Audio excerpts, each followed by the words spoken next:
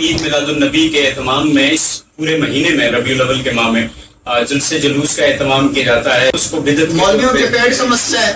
ہر کسی نے اس دور کے اندر اپنی ریڑھی لگائی ہوئی ہے، اپنا چورن بیچ رہے ہیں. بات یہاں پہ ختم ہو جانی چاہیے. پھر اتنے اختلافات کی وجوہات کیا ہیں؟ سیرت النبی کا جلسہ جائز ہے تو میلاد مصطفیٰ علیہ السلام کا میلاد کعبے کے اندر بھی منایا جاتا تھا، گنبد خضرا کی سنہری جالیوں کے سامنے بھی منایا جاتا. اس کو بدعت تصور کرتے ہیں. تو یہ اگر بدعت ہے بھی تو بدعت کی کوئی کیٹیگری ہو. فَلْيَفْرَحُوا، خوشیاں مناؤ. اب یہ کیسا عاشق کا بندہ کہے کہ میں میلاد مناؤں اور ساری رات وہ میلاد کے جلسوں میں بیٹھ جائے اور صبح فجر کی نماز نہ پڑھے. ہیڈ کوارٹر میں چلتے ہیں ذرا، دیوبندیت کے ہیڈ کوارٹر میں. ٹھیک ہو گیا. قاضی امداد اللہ مہاجری مکی، اگر میلاد کا جلسہ بدعت ہے تو پھر سیرت النبی کا جلسہ کیسے جائز؟ تو مجھے ختم بخاری کے پھر جلسے بھی بتاؤ نا، وہ کیا حضور کے زمانے میں تھے؟ آپ نے بدعت کے حوالے سے دیگر مخالفین یا دیگر جو مسلک ہیں ان کے حوالے سے تذکرہ کیا کہ وہ اس کو بدعت تصور کرتے ہیں. تو یہ اگر بدعت ہے بھی تو بدعت کی کوئی کیٹیگری ہوگی، یہ کون سی کیٹیگری میں ہے؟ جنید بھائی، بنیادی طور پر اس بات کو سمجھنا اور عقل کے اندر بٹھا کر دل کی گہرائی میں جگہ دینا یہ بہت لازم ہے اور ضروری ہے. ٹھیک.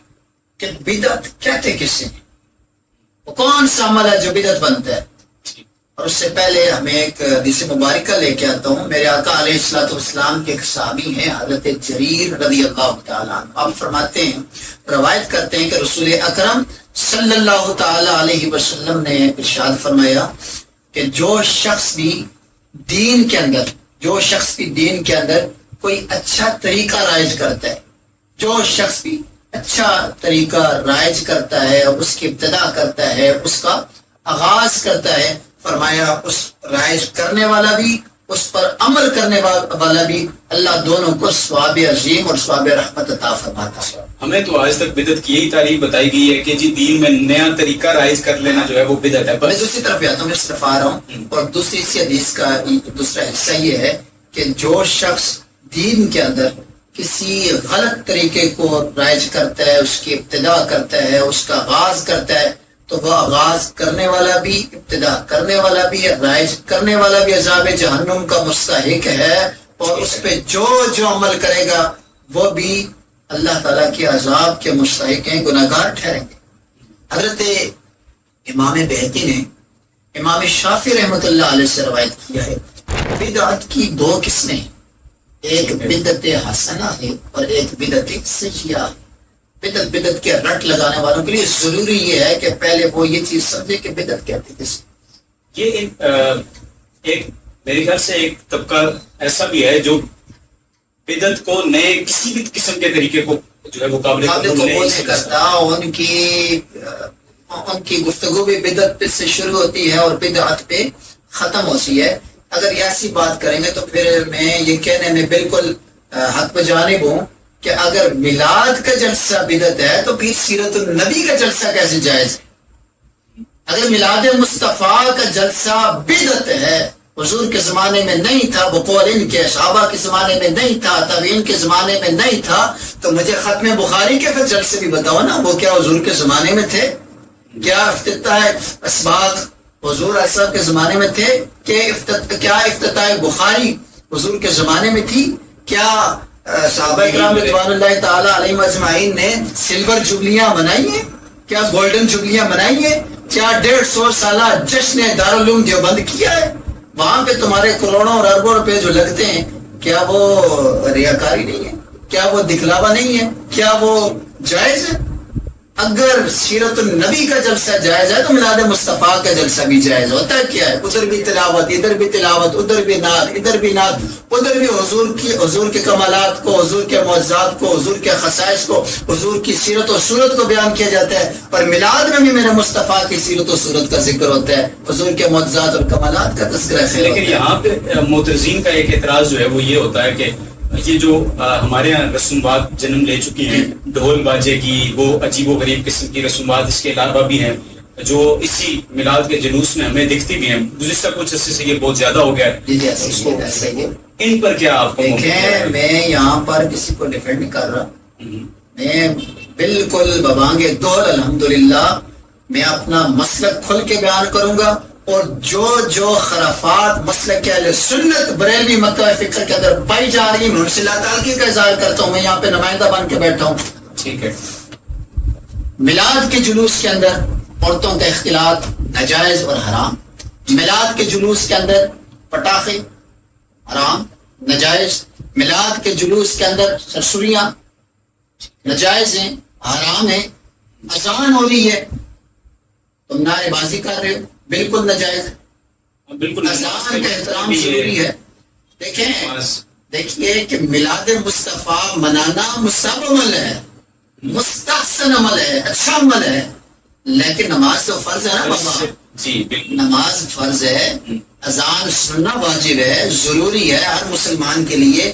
اب یہ کیسا عاشق کا بندہ کہے کہ میں میلاد مناؤں اور ساری رات وہ میلاد کے جلسوں میں بیٹھ جائے اور صبح فجر کی نماز نہ پڑھے؟ یہ تو کوئی عاشقی نہیں ہے نا. حضور کا مقصد آنے کا کیا تھا؟ حضور نے جو دعوت تبلیغ ارشاد فرمائی، جو امت کو ہدایت دی، دراصل وجہ خدا سے ملانا تھا. اور خدا اور مخلوق کے درمیان جو ملنے اور ملانے کا وسیلہ بنے وہ ذات مصطفیٰ. ایسا میں عرض کر رہا تھا کہ بدعت حسنہ اور بدعت سیئہ. امام بہقی نے امام شافعی رحمۃ اللہ علیہ سے روایت کیا ہے. امام شافعی فرماتے ہیں کہ بدعت دو قسم کی ہے، ایک بدعت حسنہ ہوگی، ایک بدعت سیئہ ہوگی. بدعت سیئہ وہ ہے، وہ گمراہ کن بدعت ہے کہ جو قرآن و حدیث کے تضاد میں ہو، جو قرآن و حدیث کے برعکس ہو، جو اجماع امت کے برعکس ہو، وہ بدعت سیئہ ہے، وہ بدعت گمراہی ہے. جو قرآن و حدیث کے تضاد میں نہ ہو، اچھا عمل ہو، لوگ اس کی وجہ سے خدا کی طرف یا رسول اللہ صلی اللہ علیہ وسلم کی محبت دل میں پیدا ہوتی ہو، تو پھر وہ ناجائز نہیں ہے بلکہ وہ مستحسن عمل ہے. میں یہاں پہ بدعت حسنہ کی کچھ مثالیں دے کے چلتا ہوں، پھر آگے بڑھتا ہوں. مجھے یہ بتائیں نا کہ جو جمعۃ المبارک کے اندر جو پہلی اذان ہوتی ہے، کیا یہ حضور صلی اللہ علیہ وسلم کے زمانے میں تھی؟ یہی کہا جاتا نا کہ جو کام حضور کے زمانے میں نہیں ہے بعد میں آیا تو وہ بدعت بن گیا. تو کیا جمعے کی پہلی اذان حضور کے زمانے میں نہیں تھی؟ نہیں. جواب ملتا ہے نہیں. پہلی اذان کا تو تصور ہی حضور کے زمانے میں نہیں تھا. اب آگے چلیے، جو ہم رمضان المبارک میں نماز تراویح، صلاۃ التراویح کی جو نماز باجماعت ادا کرتے ہیں، کیا یہ باجماعت نماز تراویح پڑھنا کیا یہ حضور کے زمانے میں تھا؟ جواب ملتا ہے نہیں. یہ تو سید العرب والعجم، امام المتقین، خلیفۃ المسلمین، امیر المومنین، یہ تو حضرت سیدنا فاروق اعظم رضی اللہ تعالیٰ نے اس کو رائج کیا ہے. لیکن طریقہ اچھا ہے، مستحسن عمل ہے، کہ بدعت حسنہ ہے، ہم نے اس کو قبول کیا، سارے اس کو قبول کرتے ہیں. تو صرف بدعت کا فتویٰ صرف میلاد پہ یاد آتا ہے، باقی کسی اور کام میں بدعت کا فتویٰ نہیں یاد آتا. تو آگے چلیے دیکھیے، میلاد منانا جو کہتے ہیں نا شرک ہے، بدعت ہے، طرح طرح کے فتوے جاری کرتے ہیں. میں یہاں پہ ایک حوالہ اور دیتا ہوں میلاد شریف کے حوالے سے.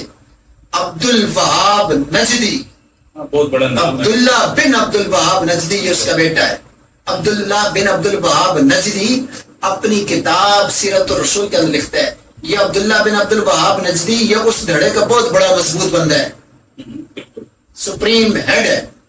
یہ اپنی کتاب سیرت الرسول کے اندر لکھتا ہے کہ جب رسول اللہ صلی اللہ علیہ وسلم کی ولادت ہوئی، پیدا ہوئے، تو حضور کی یہ آمد کی خبر جب ابو لہب جو تھا وہ بہت بڑا دین کا دشمن تھا. ابو لہب دین کا دشمن تھا، دین کا غدار تھا. حضور اعظم کی ذات کا کتنا بڑا دشمن تھا کہ قرآن مجید کے اندر پوری سورت اس کی مذمت کے اندر نازل ہوئی ہے. لیکن جب ابو لہب نے، اب یہ بات لکھنے والا کون ہے؟ عبداللہ بن عبد الوہاب نجدی ہے. وہ اپنی کتاب سیرت الرسول کے اندر لکھتا ہے کہ جب حضور کی ولادت کی خبر ابو لہب نے سنی نا، تو اس نے بتیجا سمجھ کر اپنی جس انگلی سے اشارہ کیا، اپنی سویبہ نامی اس لونڈی کو آزاد کیا، یعنی خوشی میں، یار میرے بھائی کے گھر اللہ نے بیٹا دیا ہے، جا تو آزاد ہے. تو ابو لہب جب مر گیا تو کسی نے خواب کے اندر دیکھا، بلکہ حضرت عباس رضی اللہ تعالیٰ عنہ نے خواب کے اندر دیکھا اور پوچھا بتا تیرے پہ کیا بیت رہی ہے؟ تو ابو لہب کہنے لگا میں بڑے شدید عذاب کے اندر ہوں، بہت تکلیف میں ہوں، دائیں بھی عذاب ہے، بائیں بھی عذاب ہے، آگے بھی عذاب ہے، پیچھے بھی عذاب ہے. لیکن جب پیر کا دن آتا ہے، سوموار کا دن آتا ہے، تو میں وہ اپنی شہادت والی انگلی جس سے میں نے اپنی لونڈیا کو آزاد کیا تھا، سویبہ کو، جا تو آزاد ہے، اس جب انگلی کو میں اپنے منہ کے اندر ڈالتا ہوں تو مجھے سکون ملتا ہے، مجھے راحت ملتی ہے، مجھے سرور ملتا ہے۔ یہاں پہ ابن جوزی لکھتے ہیں کہ اگر تین کتنے بڑے دشمن کو فقط بتیجے کی خوشی میں اس نے اگر اپنی لونڈیا کو آزاد کر دیا، اگر اللہ اس کو اتنا اجر عطا فرما رہا ہے تو جو حضور کا غلام، حضور کا امتی، نبی سمجھ کر حضور کی ولادت کی خوشی مناتا ہوگا، اللہ اسے کتنا بڑا اجر و ثواب عطا فرماتا ہوگا۔